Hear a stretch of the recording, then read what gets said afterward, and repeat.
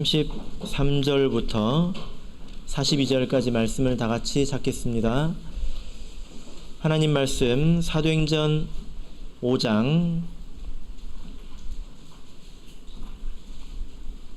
33절부터 42절까지 말씀을 저와 여러분이 한 절씩 교독하도록 하겠습니다. 33절 저희가 듣고 크게 노하여 사도들을 없이 하고자 할세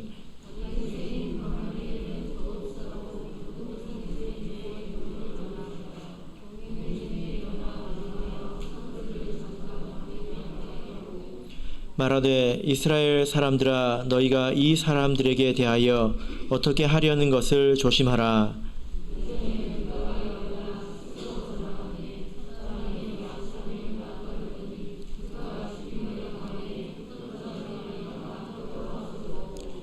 그 후 호적할 때에 갈릴리 유다가 일어나 백성을 꿰어 쫓게 하다가 그도 망한즉 쫓던 사람이 다 흩어졌느니라.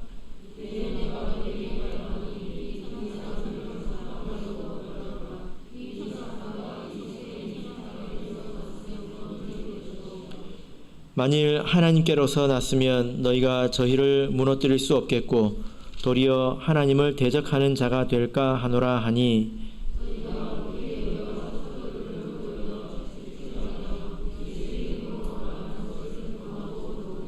사도들은 그 이름을 위하여 능욕받는 일에 합당한 자로 여기심을 기뻐하면서 공회 앞을 떠나니라.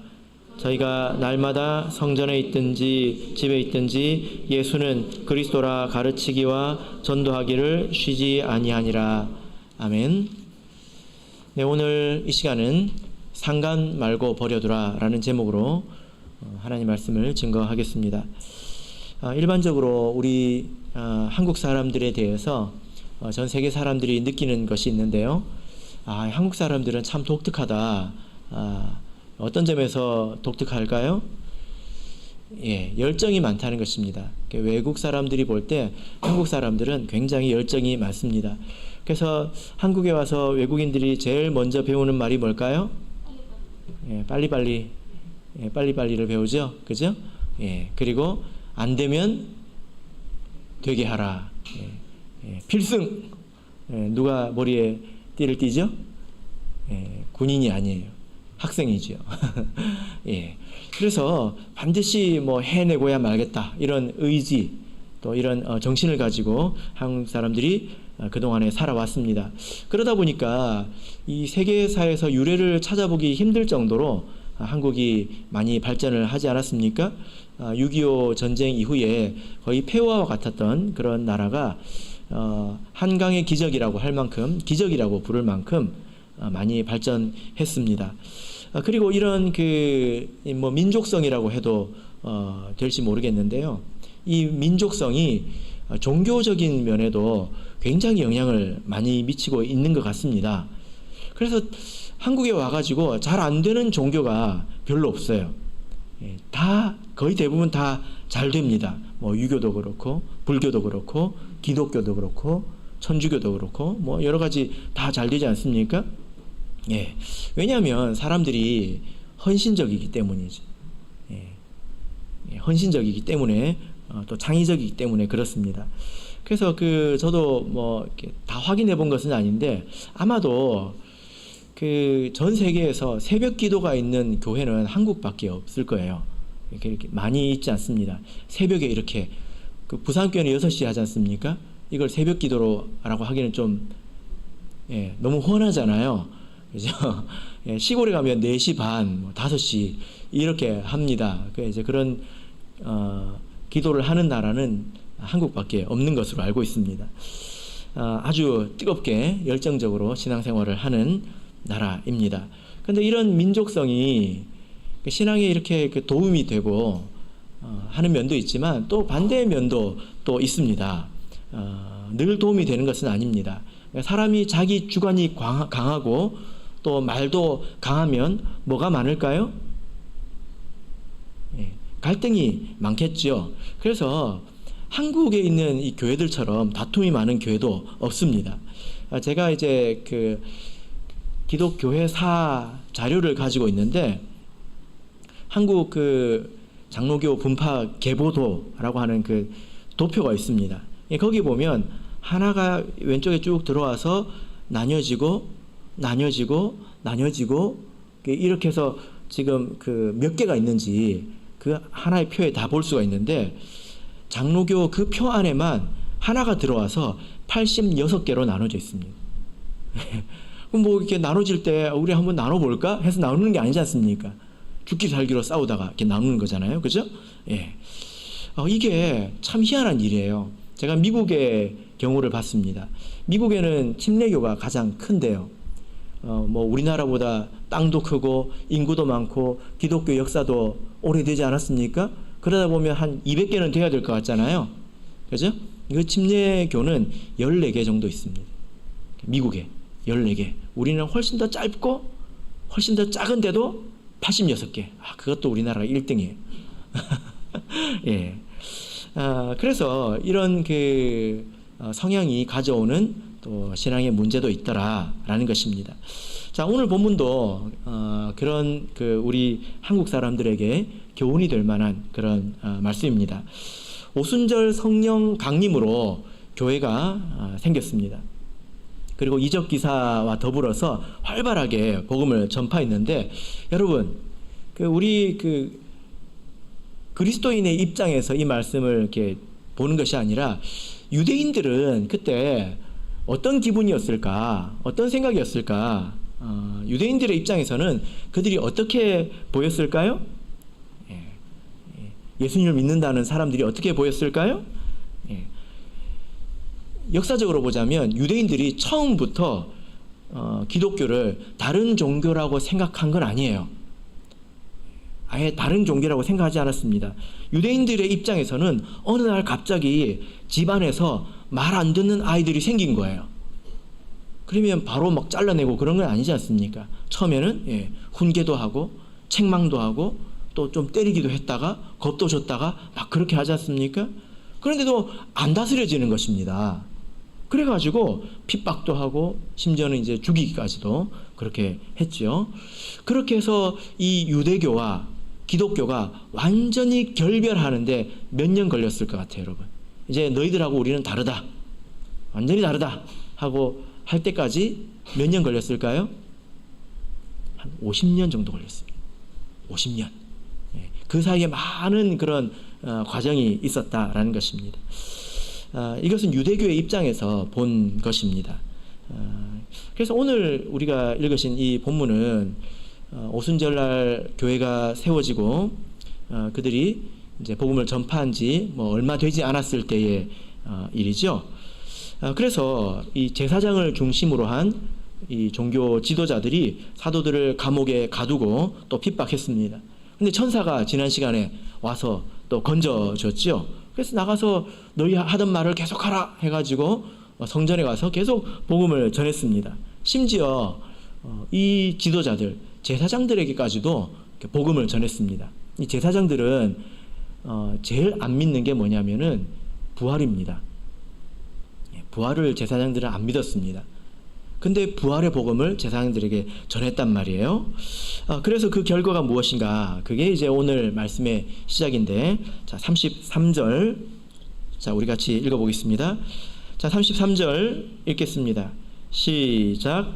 저희가 듣고 크게 노하여 사도들을 없이 하고자 할세. 이렇게 열심히 전한 결과가 무엇입니까? 사도들을 죽이려고 했다는 것입니다. 없이 하고자 할세. 죽이려고 했다는 거예요.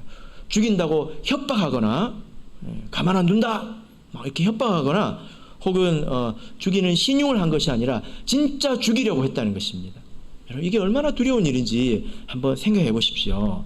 이 사람들은 예수님도 십자가에 못 박은 사람들입니다. 자, 이런 모습을 보면 참 한국인들이랑 비슷하다.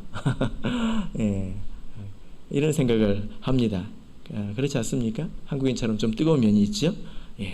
하나님께서 이런 위기 가운데서 또 오늘 우리 사도들을 구원해 주셨는데 이런 위기에서 구원해 주시는 이 방식이 이전과는 좀 달랐습니다. 이전에는 감옥에 갇혔고 하나님께서 천사를 보내서 정말 기적 같은 방법으로 우리 인간 세계는 이해할 수 없는 방식으로 구원해 주시지 않았습니까?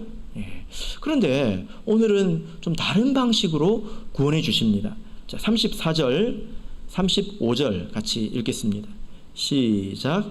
바리새인 가말리엘은 교법사로 모든 백성에게 존경을 받는 자라. 공회 중에 일어나 명하여 사도들을 잠깐 밖에 나가게 하고 말하되 이스라엘 사람들아 너희가 이 사람들에게 대하여 어떻게 하려는 것을 조심하라.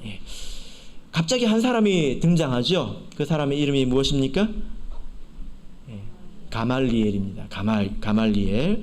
이 사람이 갑자기 나타나서 아주 격앙된 분위기를, 또 고조된 분위기를 이렇게 가라앉힙니다.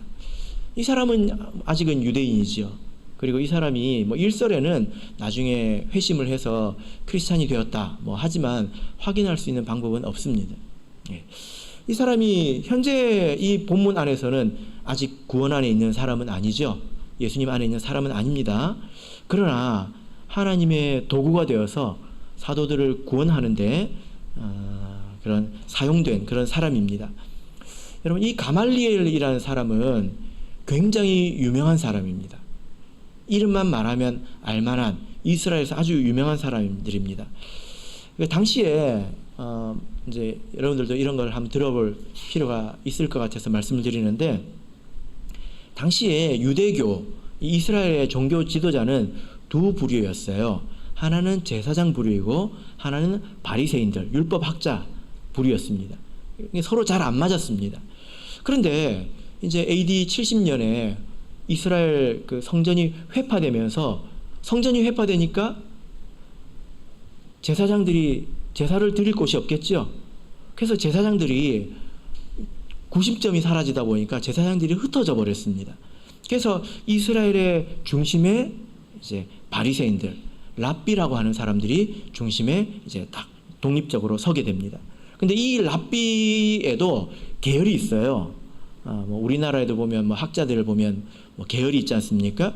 크게 두 가지 계열이 있는데, 율법을 굉장히 엄격하게 주장하는 그런 학파가 있었고, 또 한쪽에서는 굉장히 실용적으로 온건하게 율법을 가르치는 사람이 있었는데, 그 랍비가 힐렐이라는 사람이었습니다. 어쩌다 한 번쯤 들어보셨을 수도 있는데, 힐렐, 아주 유명한 사람입니다. 가말리엘은 이 힐렐의 손자입니다. 그러니까 유대인들을 대표하는 랍비의 손자일 뿐만이 아니라 보통 청출어람이라고 하지 않습니까? 이 가말리엘이 나중에 힐렐보다 더 대단한 사람이 됩니다.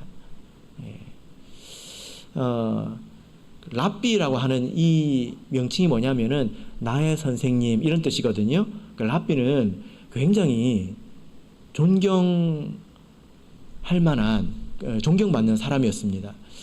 여러분, 제가 예전에 이런 생각을 해본 적이 있습니다.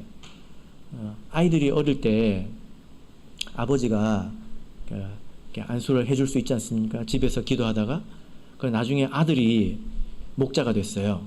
그러면 아버지가 아들에게 안수를 해줘야 될까요? 아니면 목자님이 아버지에게 안수를 해줘야 될까요? 한번 손을 들어볼까요? 1번 손 들어보세요. 아버지가 아들에게 안수해줘야 된다. 2번 손 들어보세요. 2번이 좀 더 많네요. 안 드신 분은 그렇습니다. 이런 일이 랍비 세계도 실제로 있었거든요. 그래서 발 씻는 문제로 있었는데, 랍비가 어머니가 랍비의 발을 씻어야 된다, 이렇게 결론이 난 바가 있습니다. 그런데 이 가말리엘은 랍비 정도가 아니라 랍반이라는 호칭을 얻었는데, 이 랍반이라는 호칭은 우리들의 선생님이라는 뜻이에요. 그래서 랍비 위에 있습니다. 그래서 굉장히 존경받는 사람이었다는 거예요. 그래서 사도행전 22장 3절을 보면 바울 사도가 자기의 그 영광스러웠던 과거를 이야기할 때 뭐라고 이야기합니까? 가말리엘의 문화에 있었다, 이렇게 이야기를 하잖아요. 그 사람이 누군지 모르면 말을 했겠습니까? 그죠? 예, 내가 어디 학교 나왔다 이렇게 이야기를 하는데 그 학교가 어디야? 그러면 그런 경우는 잘 이야기를 하지 않죠. 그죠? 예. 그래서 이 가말리엘은 굉장히 인정받고 또 훌륭한 그런 사람이었습니다. 오늘 사도행전 5장의 이 뉘앙스를 보더라도 34절을 보면 모든 백성에게 존경을 받는 자라라고 누가가 이렇게 기록하고 있지 않습니까? 굉장히 호의적으로 기록하고 있죠. 반대 진영에 있는 사람에 대해서 이렇게 호의적으로 기록하는 것은 아주 이례적인 것입니다. 그래서 어떤 면에서 이 누가도 이 가말리엘에 대해서 좀 호기심이 좀 있었던 것 같습니다. 이 사람으로 말미암아서 사도들이 이렇게 노임을 받는데요. 이때는 천사는 안 나타났죠. 그죠? 예, 그러나 이 가운데 하나님의 손길이 있습니다. 그래서 하나님께서 이런 사람들을 남겨두셔서 사도들을 구원하셨다. 이것이 하나님의 은혜이죠. 그죠? 여러분, 천사가 꼭 나타나야 하나님의 은혜는 아닙니다. 또 마귀가 나타나야 또 문제가 되는 것은 아니죠. 그죠? 솔로몬이 범죄했을 때 주변에 누가 일어났습니까? 자, 열왕기상 11장을 보겠습니다. 예전에도 한번 찾아봤는데요. 열왕기상 11장 14절, 하나님께서 이렇게 도우시는 방법이 있고 하나님께서 치시는 방법이 있습니다. 열왕기상 11장 14절,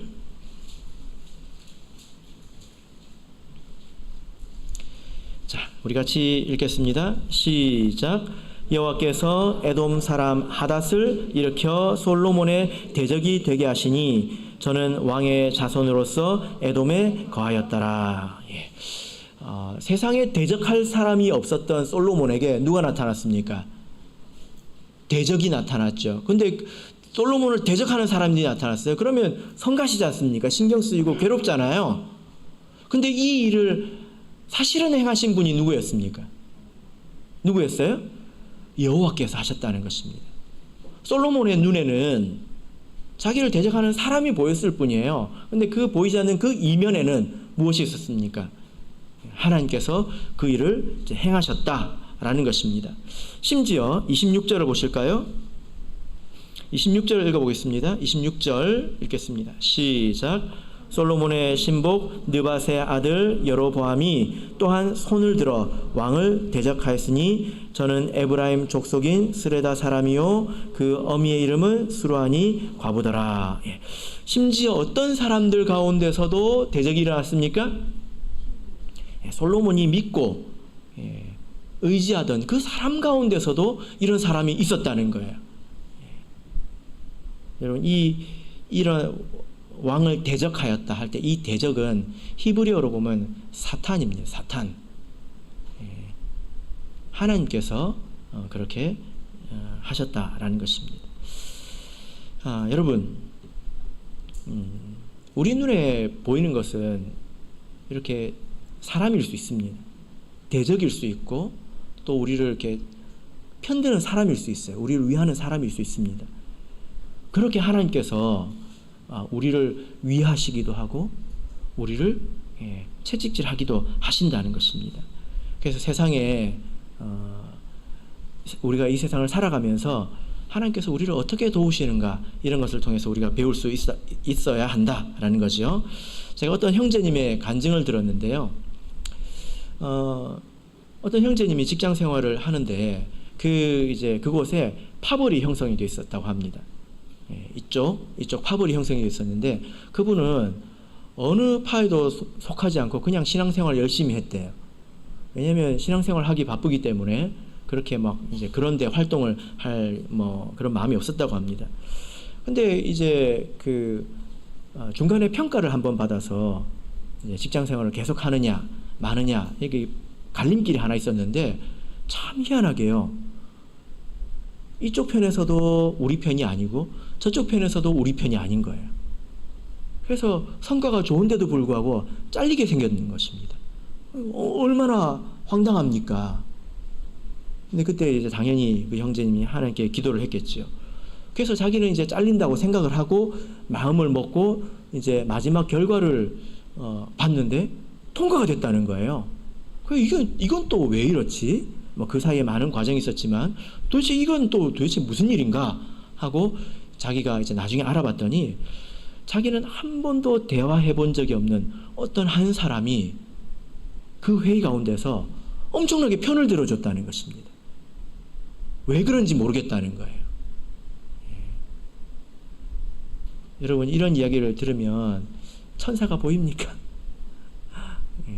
그러나 하나님께서 그런 사람들을 감동하셔서 이렇게 은혜를 주셨다. 우리가 이렇게 믿죠. 그죠? 이것이 하나님께서 사람들을 돕기도 하고 또 치시기도 하는 그런 방법입니다.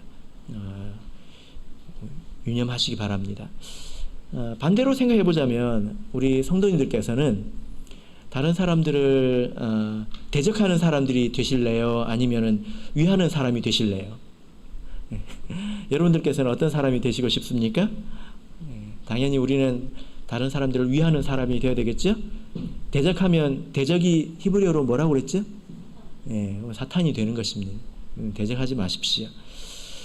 그리고 이렇게 위하는 사람이 되려면 평소에 이렇게 가말리엘처럼 신뢰받는, 또 칭찬받는 그런 삶을 살아야 이것도 가능한 것입니다. 그래서 평소의 삶을 또 잘 사시기를 진심으로 바랍니다. 자, 오늘 본문으로 돌아가서 이 가말리엘이 어떻게 말하고 있는가, 이것이 중요한 핵심이죠.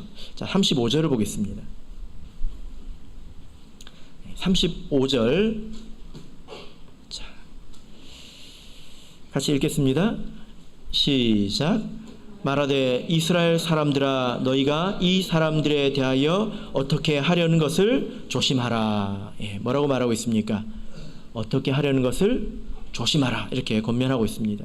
그리고 이어서 드다의 사건과 또 갈릴리 유다의 사건에 대해서 이야기를 하고 있는데요. 우리 다시 한번 36절, 37절 왜 조심하라고 하는가 이유를 읽어보겠습니다. 36절 읽겠습니다. 시작. 이전에 드다가 일어나 스스로 자랑하며 사람이 약 400이나 따르더니 그가 죽임을 당하며 쫓던 사람이 다 흩어져 없어졌고 그 후 호적할 때에 갈릴리 유다가 일어나 백성을 꿰어 쫓게 하다가 그도 망한즉 쫓던 사람이 다 흩어졌느니라. 너무 그렇게 서두르지 마라. 이런 예가 있지 않느냐. 너무 그렇게 겁먹지 마라. 이렇게 이야기하고 있습니다.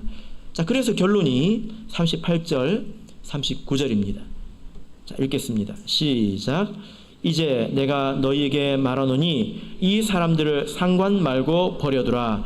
이 사상과 이 소행이 사람에게로서 났으면 무너질 것이요 만일 하나님께로서 났으면 너희가 저희를 무너뜨릴 수 없겠고 도리어 하나님을 대적하는 자가 될까 하노라 하니.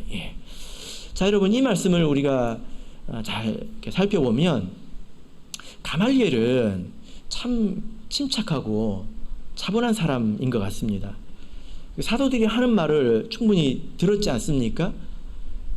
자기가 믿고 있는 것과 반대가 되지만, 자기가 믿고 있는 것과 다르지만 아직 그들을 판단하지 않았어요. 아직 그들의 말에 대해서 옳고 그름을 판단하지 않았습니다. 사도들의 말이 틀렸다 이렇게 판단한 것이 아니라 아직 확인을 하지 못했다, 여기 머물러 있죠. 맞다 틀리다가 아니라 아직 확인을 하지 못했다, 아주 침착하게 머물러 있습니다. 보통 사람들은 자기하고 다르면 틀렸다, 나는 옳다 라고 단정짓고 생각하기 시작하지 않습니까? 그런데 이 가말리엘은 그렇게 하지 않았다는 것입니다. 만약에 이 사도들의 말이 정말로 잘못되었고 정말로 틀렸다면 잘못된 점을 지적하면 되잖아요. 그런데 33절 보십시오. 이 제사장들은 어떻게 하고 있습니까? 저희가 듣고 크게 노하여 사도들을 없이 하고자 할세. 이 사람들은 뭐부터 시작했죠? 성질 내는 것부터 시작했다는 것입니다. 사도들의 말을 듣고 나와 다르기 때문에 거기에 대해서 무엇이 잘못되었는지, 무엇이 불확실한지 한마디도 하지 못하였지만 그저 감정적으로 화만 내고 있었다는 것입니다. 그래서 그런 감정에 휩싸여서 어떤 일을 하려고 한다면 그것은 하나님을 대적하는 일이 될 수 있다 라고 가말리엘이 지적하고 있는 것입니다. 여러분, 우리도 마찬가지인데요. 감정은 참 이렇게 중요한 것입니다. 우리가 찬양을 부를 때도 감정이 있어야 되죠. 이 감정은 우리 삶의 그 엔진과 같은 것입니다. 거기서 힘이 나지 않습니까? 근데 이 감정을 내 마음에 잘 담고 있어야지 이게 넘쳐가지고 이렇게 막 흘리고 다니면 안 됩니다. 기분이 좋은 것도 그렇고 기분이 나쁜 것도 그렇고 이렇게 막 흘리고 다니면 그것은 다른 사람의 입장에서 보자면 그것은 배설입니다. 배설. 감정을 표현하는 것이 아니라 감정을 그때는 보통 배설한다고 표현하죠. 보통 배설은 어디에 쓰는 말입니까? 이 오물에 쓰는 말이잖아요. 그죠? 내 감정이 막 넘치면 다른 사람들에게는 그게 오물과도 같이 작용한다는 거예요. 불쾌하다는 것입니다. 또 하나님의 일을 그르칠 수 있다라는 거죠. 자, 우리 잠언을 보겠습니다. 잠언 19장 2절을 보겠습니다. 잠언 19장 2절.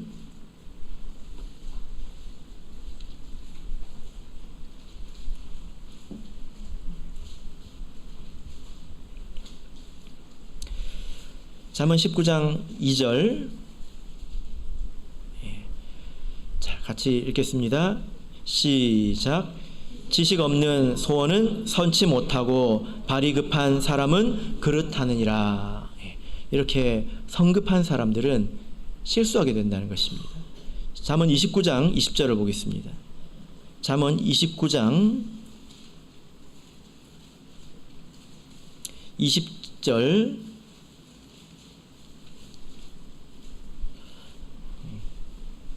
잠언 29장 20절 같이 읽겠습니다. 시작. 내가 언어에 조급한 사람을 보느냐 그보다 미련한 자에게 오히려 바랄 것이 있느니라. 여러분, 여기서 미련한 자를 두 글자로 하면 뭘까요? 다 아시는 것 같은데 말은 못 하시네요. 바보죠. 바보. 말이 급한 사람은 바보보다 못하다는 것입니다. 해를 많이 끼친다는 것입니다. 왜 이렇게 사람이 발이 급해지고 또 말이 급해질까요? 자기 마음을 감당하지 못해서 이제 그런 것이죠. 그래서 행동도 급해지고 말도 급해지고 이런 사람은 실수하게 되고 미련한 자보다 바랄 것이 없는, 기대할 것이 없는 그런 사람이 된다, 이렇게 말씀하고 있습니다. 이런 그 사람의 감정 가운데서 가장 위험한 것은 분노이죠. 화를 절제하지 못하면 그 사람은 사단의 도구가 될 가능성이 높습니다. 그래서 조심해야 합니다. 내가 만약에 화를 잘 낸다 그러면 꼭 기도하셔서 그런 버릇은 고쳐야 합니다. 꼭 고쳐야 합니다. 왜냐하면 성경에 보면 다 화를 내는 사람들이 핍박하고 그리고 또 심지어 예수님을 못 받고 그런 것을 볼 수 있지 않습니까? 가인이 아벨을 죽인 이야기를 보면 가인이 심히 분하여 안색이 변했다. 생각해 볼 만한데 하나님께서 답을 가르쳐 주셨지 않습니까? 생각해 볼 만한데 그는 도리어 얼굴빛을 변했다는 것입니다. 예수님을 십자가에 못 박은 사람들이 어떻게 했을까요? 자, 누가복음을 보겠습니다. 누가복음 28장을 보겠습니다. 4장 28절입니다. 누가복음 4장 28절.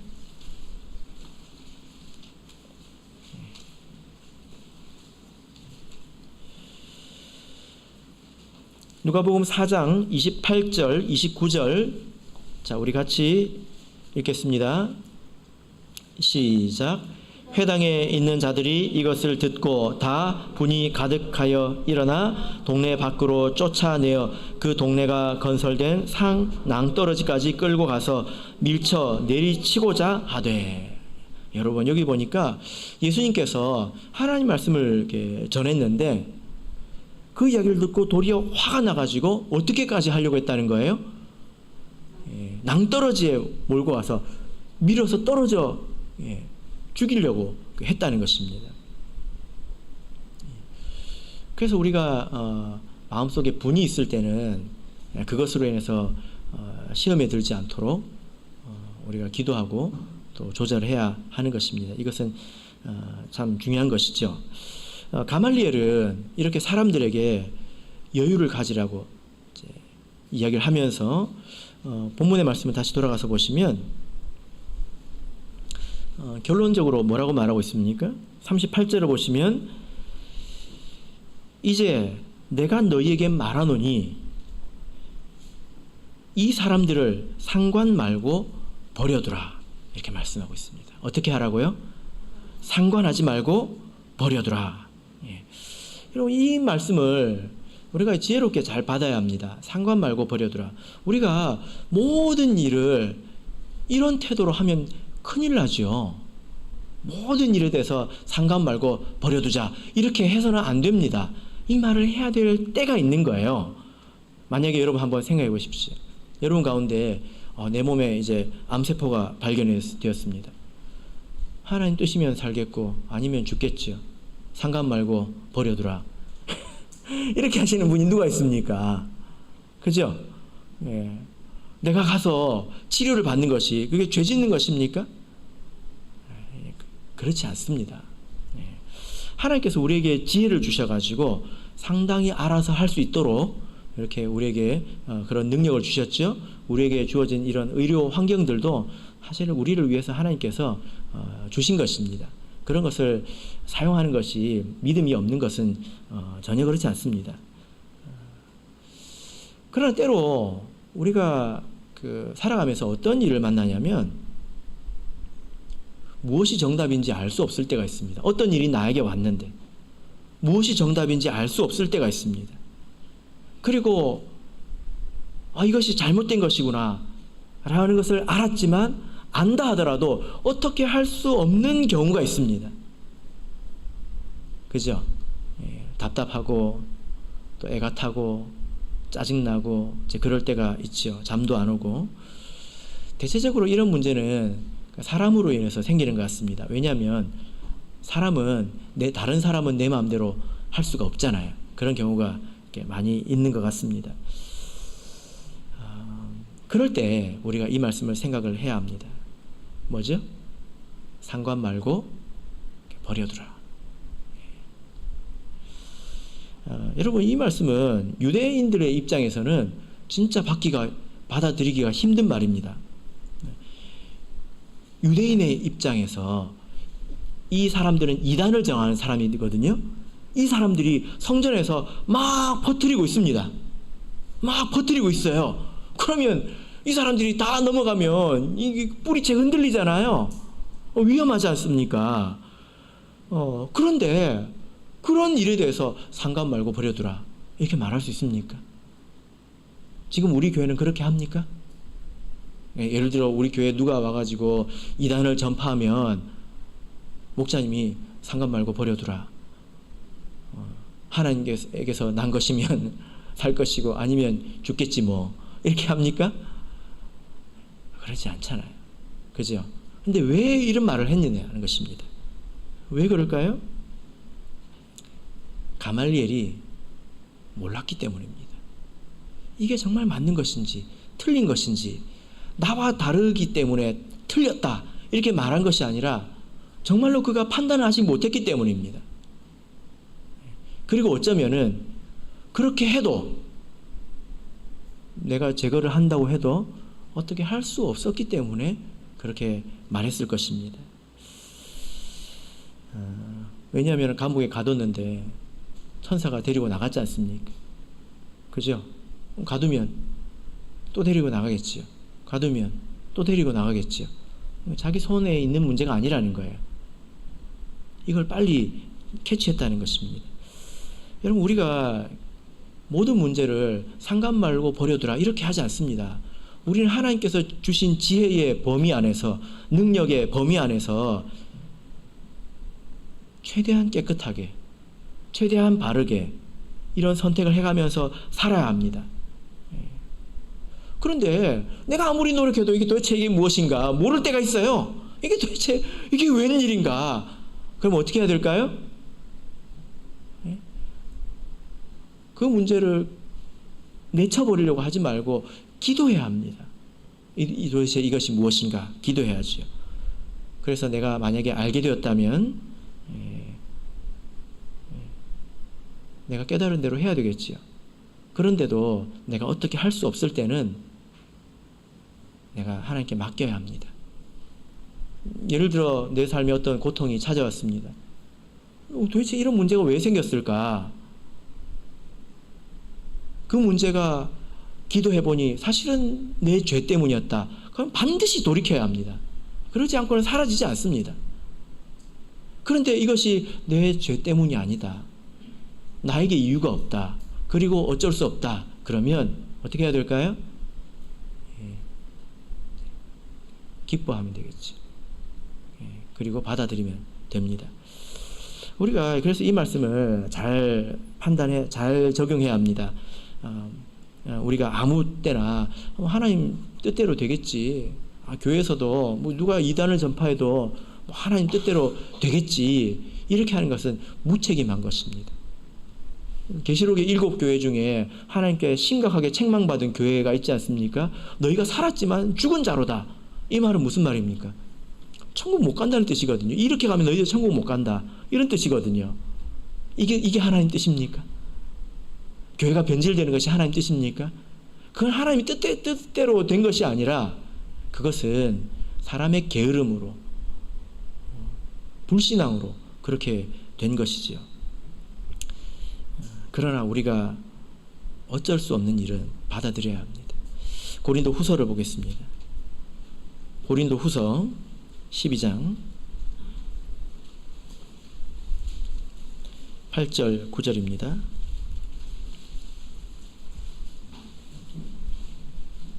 고린도 후서 12장 8절 9절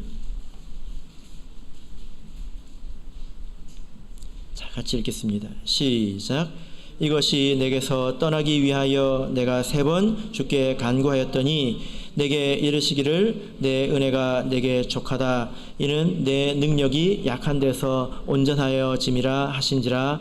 이러므로 도리어 크게 기뻐함으로 나의 여러 약한 것들에 대하여 자랑하리니 이는 그리스도의 능력으로 내게 머물게 하려 함이니라. 바울 사도도 이런 일을 겪었지요. 자기에게 어떤 일이 왔는데 어떻게 할 수가 없었습니다. 그리고 그것을 위해서 기도했을 때 하나님께서 답을 알려주셨지요. 그 문제가 사라진 것은 아닙니다. 그러나 받아들였습니다. 우리가 될 대로 되라 라는 식으로 행하는 것이 아니라, 무책임한 것이 아니라 믿음으로 하는 것입니다. 이런 일들은요. 우리 삶에 이런 문제들이 꼭 있습니다. 그래서 이때는 정말 믿음이 필요해요. 정말 믿음이 필요합니다. 하나님은 모든 것을 통해서 합하여 선을 이루신다. 이것에 대해서 굳건한 믿음이 필요합니다. 성경을 보면 이 여호와의 신이 사울에게서 떠나가고 여호와의 부리신 악신이 그를 번뇌케 한지라. 하나님께서 악신을 부리시는 게 아니라 악한 영이 악한 일을 하는 것을 이용하신다는 거죠. 하나님 모든 것, 그런 것까지도 이용해서 자기 뜻을 이루시는 분이지 않습니까? 우리가 믿는 하나님은 그런 분이지 않습니까? 그래서 적어도 우리가 이런 믿음을 가지고 있어야 된다는 것입니다. 우리가 할 수 없는 일에 대해서 하나님께서 하라고 하시지 않습니다. 내가 하지 못하는 일에 대해서 하나님께서 요구하시지 않습니다. 하나님은 그런 분이 아닙니다. 그래서 내가 극복할 수 없는 문제가 나에게 왔다면 그것은 받아들여야 된다는 거예요. 물론 그 이전에 많은 일들이 있죠. 이것이 무슨 일인지, 내가 해결할 수 있는 것인지, 혹은 회개해야 되는 것인지, 그것이 아니라면 받아들여야 합니다. 왜냐하면 하나님께서 그런 일들을 통해서도 자기의 뜻을 이루시기 때문에 그렇습니다. 말씀의 결론 맺겠습니다.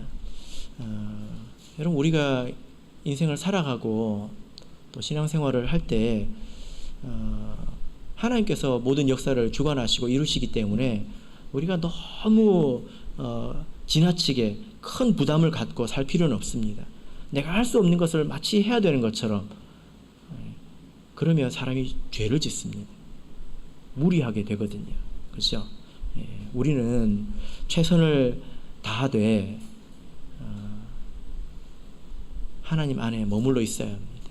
그래서 우리가 좌로나 우로나 치우치지 않는 그런 성도가 되기를 예수 그리스도 이름으로 축복합니다.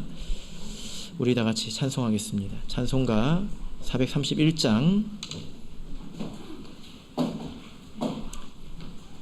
찬송하겠습니다.